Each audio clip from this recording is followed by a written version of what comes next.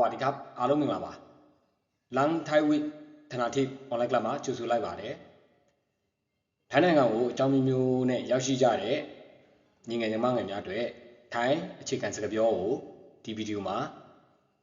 သင်ကြားပေးမှာဖြစ်ပါတယ်ပထမအဆုံးအနေနဲ့လုပ်ငန်းခွင်မှာပဲဖြစ်ဖြစ်အပြင်မှာပဲဖြစ်ဖြစ်အကြောင်းနဲ့တယောက်တွေ့ကြတဲ့ခါကျရင်မိတ်ဆက်စကားတွေပြောလို့ပြောတာရှိပါတယ်မိမိကိုထိုင်းလူနဲ့ဘယ်လိုမိတ်ဆက်ရမလဲဆိုတာကိုဒီဗီဒီယိုမှာတူတူလိုက်ပြီးတော့လေ့လာကြအောင်ကဲအခုပဲစလိုက်ကြပထမဆုံးအနေနဲ့ယောက်ျားလေးတွေအတွက်ပေါ့နော်ခမ ्या ကို crab သို့မဟုတ် cup လို့ပြောမှာဖြစ်ပါတယ် crab သို့မဟုတ် cup လို့ပြောမှာဖြစ်ပါတယ်အဓိပ္ပာယ်ကခမ ्या လို့အဓိပ္ပာယ်ရပါတယ်နော် crab ဆိုတဲ့စကားလုံးအတန်ထွက်တဲ့နေရာမှာပါးစပ်ကိုပိတ်ပေးပါ crab လို့ပြောမှာဖြစ်ပါတယ်ခင်ဗျာရှင်ကိုခါနော်ခါလို့ပြောမှာဖြစ်ပါတယ်မိန်းကလေးတွေအတွက်ပါမိန်းကလေးတွေအတွက်ရှင်ကိုဘယ်လိုပြောရမလဲရှင်ကိုခါလို့ပြောမှာဖြစ်ပါတယ်အခုပြောလိုက်တဲ့အတန်လိုပဲတူအောင်လိုက်ပြောပြကြပါအတန်ကွဲသွားတဲ့ခါကျရင်အဓိပ္ပာယ်ကပြောင်းသွားနိုင်တဲ့အခြေအနေမလို့ပါနော်အဲ့ဒါကြောင့်မမှန်ကန်လေးပြောနိုင်ဖို့အရန်ကိုအရေးကြီးပါတယ်ရှင်ကိုခါလို့ပြောလို့ရမှာ ਨੇ တကယ်လို့ခါလို့မပြောဘဲနဲ့ခါလို့အတန်မထွက်ဘဲနဲ့ခါလို့အတန်ထွက်တဲ့ခါကျရင်အဓိပ္ပာယ်ပြောင်းသွားနိုင်ပါတယ်ခါဆိုတာကမိကုံမိတဲ့နေရာမှာမေးတာဖြစ်ပါတယ်အခုကရှင်ကိုခါလို့အတန်ထွက်ပြရမှာဖြစ်ပါတယ်ကဲနောက်တစ်ကြောင်းကျွန်တော်ကိုဖုံနော်ဖုံလို့ပြောမှာဖြစ်ပါတယ်ပါးစပ်ပိတ်ပေးရမှာဖြစ်ပါတယ်စကားလုံးရဲ့အဆုံးမှာအသက်ပါတယ်မအသက်ပါတယ်တဲ့ကြောင့်စကားပြောတဲ့ခါကျရင်အဆုံးသက်မှာပါးစပ်ပိတ်ပေးရမှာဖြစ်ပါတယ်ဘာနော်ဥပမာဖုံကဲရပြီနော်နောက်တစ်ကြောင်းကကျမကိုဒီချန်နော်ဒီချန်ဆိုတာကျမကိုပြောတာဖြစ်ပါတယ်ဒီပြီးချန်နှလုံးလုံးပေါင်းရင်ဒီချန်နော်ချန်အဆုံးမှာနာတာဖြစ်တဲ့ကြောင့်အဆုံးမှာရှာဖျားလေးကအပေါ်သွားကိုထောက်ပေးရမှာဖြစ်ပါတယ်ဒီချန်အဲ့လိုပြောမှာဖြစ်ပါတယ်ထိုင်းစကားမှာအတတ်တွေကအရန်ကိုအရေးကြီးပါတယ်အတတ်တွေရဲ့အလုံးလုံးဘုကလည်းအရန်ကိုသုံးဝင်ပါတယ်ဘောနော်ထိုင်းစကားလေ့လာတဲ့ချိန်ကျရင်မိမိတို့အနေနဲ့လွယ်ကူအောင်မှတ်သားနိုင်ရန်အတွက်ဘောပင်သို့မဟုတ်ခဲတံယူပြီးတော့ခဲတံနဲ့စာအုပ်အပေးမှာချတာပေးပါပြီးတဲ့ခါကျရင်အဲ့ဒီစလုံးတွေကိုကိုယ့်ရဲ့သင်္ကေတနဲ့ပေါ့နော်ဒီစလုံးကိုဘယ်လိုမှတ်သားရမလဲကိုနားလည်သလောက်ပေါ့နော်ကိုယ့်ရဲ့သင်္ကေတနဲ့အပေးမှာချရေးထားပါတာသမီးဆိုတာမိမိကိုယ်နှံစားပြောတာဖြစ်ပါတယ်ဥပမာပြောရင်စကားတစ်ကြောင်းပြောလိုက်မယ်ပေါ့နော်စကားတစ်ခုပြောလိုက်မယ်သားကသမီးကအဲ့လိုနေရာမှာပေါ့နော်အဲ့လိုစကားမျိုးကိုတောင်းတဲ့အခါကျရင်ပေါ့နော်ဒါမိမိကိုယ်နှံစားထည့်ပြီးပြောလို့ရှိပါတယ်ဥပမာအဲ့ဒီနှံစားကိုထိုင်းလို့ဘယ်လိုပြောရမလဲနိုလို့ပြောမှာဖြစ်ပါတယ်နိုဆိုတာသားသမီးလို့အဓိပ္ပာယ်ရပါတယ်ဥပမာသမီးနာမည်နိုชื่อသားနာမည်ผมชื่อหนูชื่อနော်หนูဆိုတာယောက်ျားလေးရောမိန်းကလေးရောပြောလို့ရပါတယ်မင်္ဂလာပါကိုสวัสดีအဲ့ဒီစကားလုံးကသိထားပြီးသားဖြစ်မှာပါတော်တော်များများသိထားပြီးသားစကားလုံးဖြစ်ပါတယ်ကဲမင်္ဂလာပါကိုสวัสดีကျွန်တော်နာမည်ချိုင်းပါผมชื่อชายကျွန်တော်ผมနော်ဘေးမှာကိုနားလဲတယ်လို့ဘောပင်နဲ့စာအုပ်ထဲမှာချရေးလို့ရပါတယ်ကျွန်တော်ผมညီမျှချင်းကျွန်တော်နော်ဒီတစ်ခါကျရင်နာမည်ကိုชื่อညီမျှချင်းနာမည်အဲ့လိုကိုနားလဲတယ်လို့ရေးလို့ရပါတယ်ကျွန်တော်နာမည်ချိုင်းပါကိုผมชื่อชายနော် ကျွန်တော်နာမည်ချိုင်းပါခမားကိုဘယ်လိုပြောမလဲအဲ့ဒီခမားလို့ပြောတဲ့ခါကျရင်ဒီဖုံချူးချိုင်းပြီးရင်နောက်ဆုံးမှာ crab လို့ထည့်ပေးရပါတယ်ဖုံချူးချိုင်း crab ဒါကတော့ယောက်ျားလေးတွေအတွက်ပြောတဲ့စကားဖြစ်ပါတယ်ကဲမျိုးသမီးတွေအတွက်ဘယ်လိုပြောမလဲမျိုးသမီးတွေအတွက်အဲ့ဒီဖုံဆိုတဲ့နေရာမှာဒီချိုင်းကိုအစားထိုးပြီးပြောလို့ရတယ်လို့နူကိုအစားထိုးပြီးပြောလို့ရပါတယ်ကဲအဲ့ညမှာဥပမာဒီ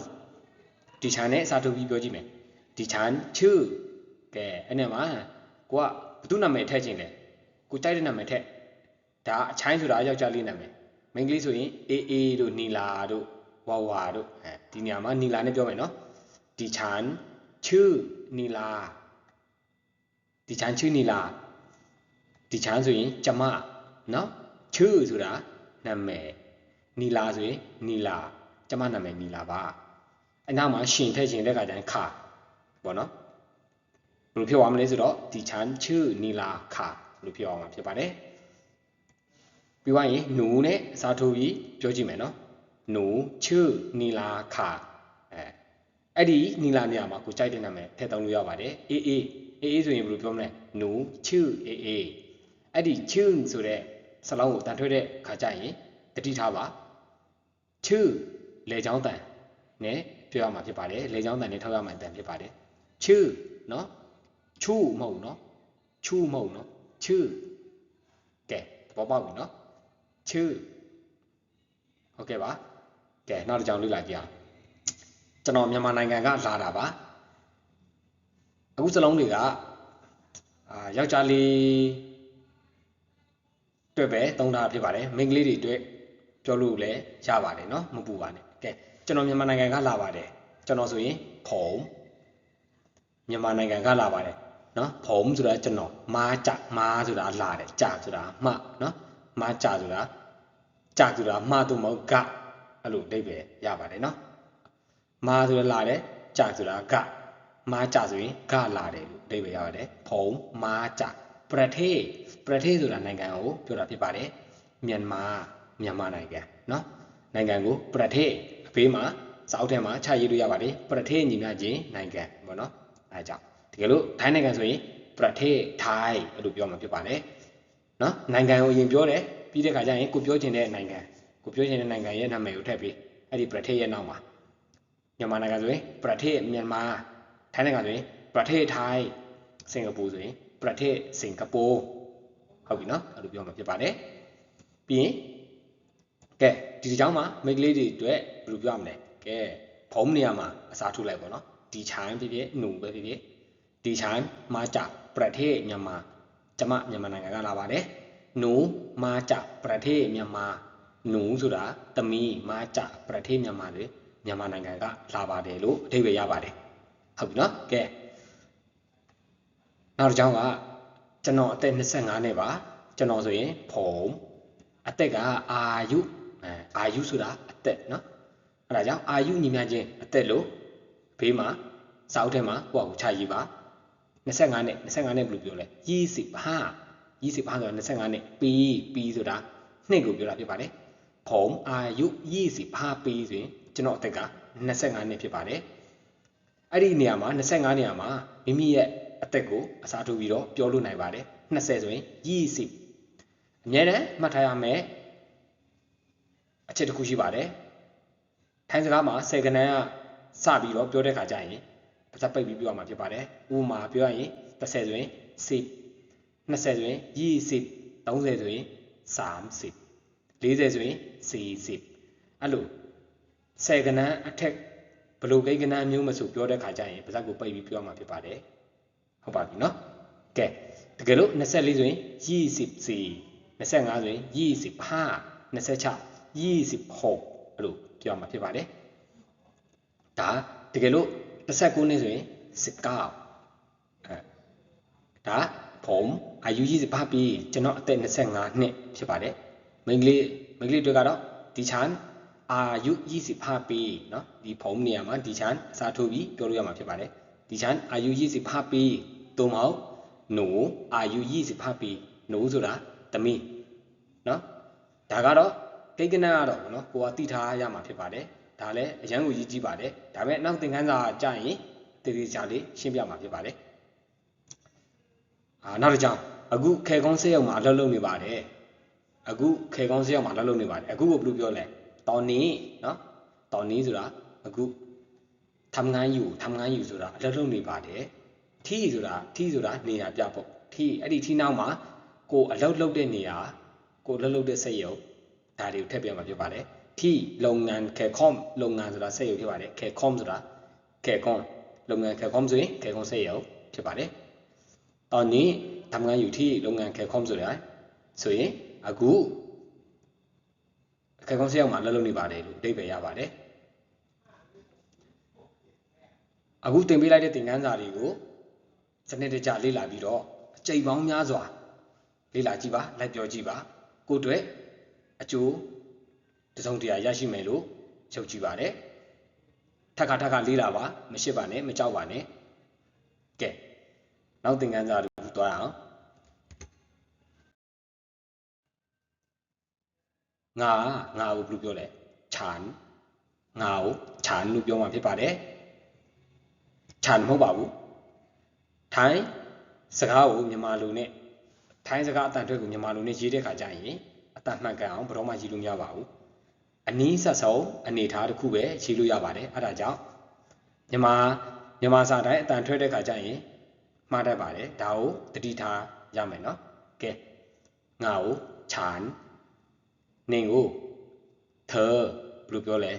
เธอလို့ပြောမှာဖြစ်ပါတယ်လေချောင်းတန်နဲ့ပြောပြရမှာဖြစ်ပါတယ်ထေမဟုတ်ဘူးเนาะထေလို့ပြောရင်မှားပါတယ်เธอလို့ပြောမှာဖြစ်ပါတယ်เธอကနေပြီးတော့เธอလို့ပြောမှာဖြစ်ပါတယ်ဒီနေ့တိုင်းလိုက်ပြောကြည့်ကြပါနင်ဆိုရင်เธอကဲဥပမာတစ်ခုပြပြမယ်เนาะခြံဆိုရင်ငါรักဆိုတဲ့ချစ်တဲ့เธอနင့်ကိုငါနင့်ကိုချစ်တယ်ဆိုရင်ခြံรักเธอအခုပြောလိုက်တဲ့စကားလုံးတွေကဒီထဲမှာရေးပြတဲ့စကားလုံးတွေဖြစ်ပါတယ်เนาะเธอဆိုတာနင်ကဲဖီဆိုတာအကိုအမကိုကိုစားပြုပါတယ်ဖီလို့ခေါ်လိုက်တဲ့ခါကျရင်ယောက်ျားလေးအကိုလည်းဖြစ်သလိုမိန်းကလေးအမကိုလည်းပြောတာဖြစ်ပါတယ်ကဲဒီထဲမှာအကိုကိုတိတန့်ခေါ်ချင်တဲ့ခါကျရင်ဖိချိုင်ဆိုရင်အကိုကိုဘယ်လိုပြောလဲဖိချိုင်အကိုအမကိုဖိဆောင်လို့ပြောမှာဖြစ်ပါတယ်ညီညီမကိုน้องလို့ပြောမှာဖြစ်ပါတယ်น้องမဟုတ်ပါဘူးน้องဆိုတာညီညီမအဲ့ထဲမှာညီလေးကိုဘယ်လိုခေါ်လဲဆိုတော့น้องชายညီလေးကိုน้องชายညီမလေးကိုน้องสาวเนาะน้องสาวမဟုတ်ဘူးနော်สาวအဲ့ဒီสาวဆိုတဲ့အတန်ကကြပြီးတော့အပေါ်တက်သွားတဲ့အတန်မျိုးရှောက်မှာနော်สาวမဟုတ်ဘူးနော်สาวမြန်ပြောရင်น้องสาวကဲဟုတ်ပြီကဲနောက်တစ်ကြောင်းနေကောင်းလားကိုဘယ်လိုပြောလဲဆိုတော့စပိုက်ဒီမိုင်ဟုတ်ပြီနော်ဒါကတော့အလုံးသိထားပြီးသားစကားဖြစ်မှာပါနေကောင်းလားကိုစပိုက်ဒီမိုင်ဟုတ်ပါပြီဘယ်မှာနေတာလဲကိုอยู่ที่ไหนอยู่ဆိုတာနေတယ်ที่ไหนဆိုတာနေရာပြပုံไหนဆိုတာလဲနော်อยู่ที่ไหนဆိုရင်ဘယ်မှာနေတာလဲဒီစကြောင်းကလည်းအကောင်လုံးသိထားပြီးသားစကားပဲဖြစ်ပါတယ်ဘယ်မှာအလုပ်လုပ်တာလဲทำงานที่ไหนทำงานဆိုတာအလုပ်လုပ်တယ်เนาะทำงานทำမှာပစားပိတ်ပြရမှာဖြစ်ပါတယ်งานที่ไหนဆိုရင်ဘယ်မှာလဲအဲ့ဒါကြောင့်အလုပ်ပေါ်မှာလုပ်တာလဲဘယ်မှာအလုပ်လုပ်တာလဲเนาะတူပဲทำงานที่ไหนလို့ပြောမှာဖြစ်ပါတယ်ဖေဘူလီမှာအလုပ်လုပ်နေပါတယ်ဖေချီဘူလီမှာအလုပ်လုပ်နေပါတယ်เนาะဒါကိုทำงานอยู่ที่เพชรบุรีทำงานဆိုတာအလုပ်လုပ်တယ်อยู่ဆိုတာအလုပ်လုပ်နေတယ်ที่ဆိုတာနေရเพชรบุรีမှာအလုပ်လုပ်နေပါတယ်လို့အဓိပ္ပာယ်ရပါတယ်ဖေဘူလီမှာအလုပ်လုပ်နေပါတယ်ကိုဘယ်လိုပြောလဲทำงานอยู่ที่เพชรบุรีလို့ပြောမှာဖြစ်ပါတယ်ကဲနောက်တစ်ကြောင်းလစာကောင်းလားလစာကိုเงินเดือนလို့ခေါ်ပဲเนาะเงินเดือนဆိုရင်လစာเนาะအဲ့ဒီထဲမှာတစ်လုံးချင်းခွဲပြောမယ်ဆိုရင်เงินဆိုတာပတ်စံကိုပြောတာဖြစ်ပါတယ်เดือนဆိုတာလကိုပြောတာဖြစ်ပါတယ်နော်ဒီဆိုတာကောင်းတယ်မိုင်းဆိုရင်လเงินเดือนဒီမိုင်းဆိုရင်လစာကောင်းလားနော် nghề màu nó nghề luôn thuê luôn nhà bà đủ ngân lấy cháu tại này thuê bây mà biết bà đấy ngân đường đường án cái này bị đó đường án này bị đó đường bây mà biết bà đấy anh đi đây về thì đi đây về lại biểu gì bà ngân đường đi mãi người đường đi mãi gì lá giả con lá lú điều đó biết bà đấy à gu tiền bị đấy tiền ăn giả đi ô xin đi cha lại bị đó đi là chi bà thắc lại biểu bà biển bể mà sao đi nè chăm mà bị đó gì bà lại biểu gì bà chạy vòng nhà rồi lấy tiền bị giá bà cô tuệ chui ra mày lú nhớ lên bà đấy cái đi nè tiền ăn giả cả đó đi lao này bé sâu tâm mà chỉ bà đấy alo bé chỉ giúp tiền bà đấy